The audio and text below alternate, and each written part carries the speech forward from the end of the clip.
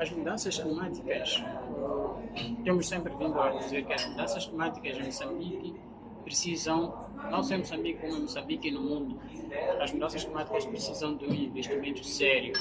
E o primeiro investimento que nós temos que fazer como países, como governos, como organizações da sociedade civil, como academias, como setor privado, é investir efetivamente no conhecimento, no compreender claramente o que é isso de mudanças climáticas e qual é realmente o nosso papel.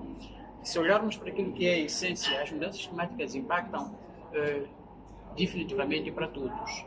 Por causa das mudanças climáticas, há muitos serviços sociais que são efetivamente violados. Quando nós falamos de direitos ou quando falamos de serviços sociais que acabam não sendo levados a cabo, isso faz com que se viole os direitos das pessoas. A título de exemplo, quando nós temos, por exemplo, que as mudanças climáticas impactam negativamente no que é o gozo dos direitos humanos. Se olharmos para, por exemplo, a educação, chegam os ciclones, destroem escolas, destroem efetivamente residências. Com a destruição das escolas, as comunidades ou as crianças param efetivamente de estudar. Estamos efetivamente a violar a educação. Com a destruição, com as próprias inundações, as comunidades precisam de zonas de reassentamento e nós depois levamos as pessoas, vamos deixar nas escolas. E o que nós temos vindo a ver é um pouco quase por todo o país, assim como em outros países. As comunidades, quando são afetadas pelas cheias, pelos ciclones, etc., são levadas para as escolas. E isto vai assegurar ou vai violar efetivamente aquilo que é o direito à educação das nossas comunidades. Num contexto em que nós temos quase que metade da população analfabeta, num momento em que nós temos quase inúmeros problemas, ainda temos problemas de leitura, problemas escritas no ensino primário e toda a interrupção efetivamente das escolas acaba gerando um problema maior.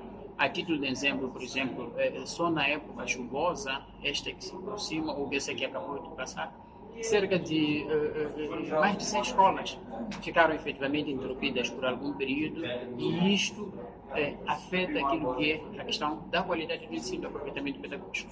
Se olharmos, por exemplo, para a questão da saúde, as crianças, os adultos, os doentes crônicos ficam efetivamente privados da educação. Em que medida? Isto porque as próprias escolas, os hospitais diziam, a maior parte acabam ficando inundadas, alguns hospitais acabam ficando efetivamente destruídos e quando são destruídos automaticamente não é possível efetivamente prestar aquilo que é o seu papel, prestar aquilo que é o serviço social efetivamente a que foram concebidos. E como consequência, uma vez mais, diremos que os próprios doentes crônicos não terão acesso efetivamente a medicamentos. As crianças não terão acesso aos cuidados efetivamente hospitalares. Os outros doentes também não terão acesso. E isso automaticamente estará também a violar aquilo que é o seu direito à saúde. Então, é um direito humano que deve efetivamente ser garantido. Falamos, por exemplo, da própria questão da saúde sexual e reprodutiva por parte das meninas, que acaba efetivamente, porque há vários serviços que efetivamente os hospitais de facto prestam. E a não prestação desses serviços, no momento em que as crianças estão aglomeradas no mesmo sítio, em que medida isto impacta na vida destas crianças? Na vida? Então, são muitas coisas que é preciso de facto percebermos e compreender que de facto é tarefa de todos entender esta questão de transformação. O outro ponto é a questão, por exemplo, as próprias infraestruturas. São destruídas pontes, são destruídas estradas, são destruídas escolas, são destruídas instituições públicas. Este último ciclone trouxe de facto à tona em que, por exemplo, há várias infraestruturas sociais na Zambésia, infraestruturas públicas na Zambésia que não conseguiram resistir efetivamente à fúria ou à força efetivamente do ciclone. E isto traz mais encargos para aquilo que é o Estado moçambicano, para aquilo que são os governos a nível de África, porque temos que voltar praticamente a fazer os mesmos investimentos que já havíamos feito para poder responder àquilo que foram as devastações. Então, isto é uma situação complicada. O mesmo acontece, por exemplo, a nível do setor empresarial. São muitos empresários que voltam efetivamente para o retrocesso. Agora, é preciso todos nós compreendermos que as mudanças climáticas impactam e é para todos. Por outro lado, se nós dizemos que deve haver envolvimento de todos, é porque o impacto é sentido por todos.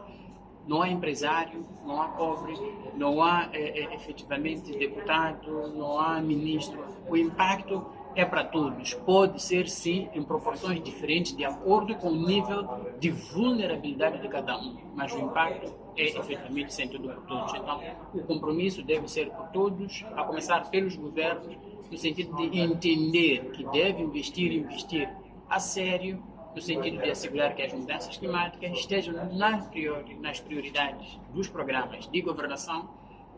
Isso deve ser refletido em termos com indicadores claros, com financiamento e fundos claros, orçamento claro alocado, para poder fazer face à questão da adaptação, à questão da mitigação às mudanças climáticas, desde o nível efetivamente central até ao nível da base. Estou a falar dos distritos, estou a falar das localidades, porque é lá onde realmente se sente o real impacto, o real sofrimento de quem efetivamente vê a sua vida completamente destruída, vê o seu gado efetivamente morto, vê a sua casa transformada em lama, em areia, vê os túmulos dos seus antepassados efetivamente destruídos, ossada espalhada, vê os seus filhos, os seus pais efetivamente a serem arrastados, a morrer pelas águas, e todo o seu patrimônio efetivamente destruído e perdido e sem ter por onde realmente começar.